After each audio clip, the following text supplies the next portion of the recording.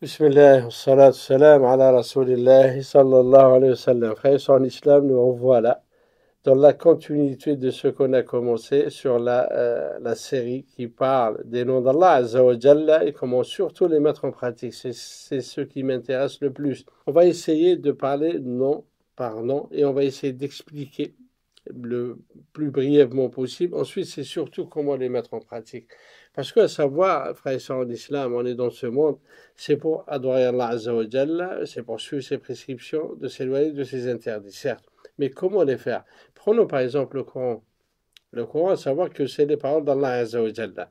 Et quand tu lis le Coran, c'est que tu, Allah Tabaraka wa Ta'ala, qui s'adresse à toi.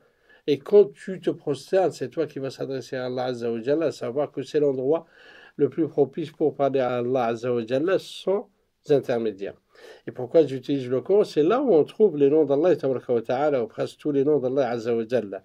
Et quand le Coran, quand tu as dans le Coran 6236 versets coraniques, sur les 6236 versets coraniques, tu as 110 qui parlent des actes d'adoration. Mais tout le reste, il ne parle de comportement. Comment se comporter?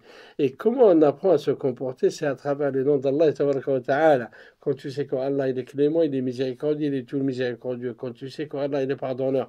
Quand tu sais qu'Allah Ta'ala est surtout le tout miséricordieux, à ce moment-là, toi, tu vas utiliser l'impact de cette compréhension, tu vas l'utiliser dans ton quotidien. Ça sera, Inch'Allah, notre sujet. Donc, je vous invite à nous joindre ou à nous rejoindre. Inch'Allah, pour la prochaine fois, qu'Allah guide nos pas. Salam alaikum wa rahmatullahi ta'ala wa barakatuh.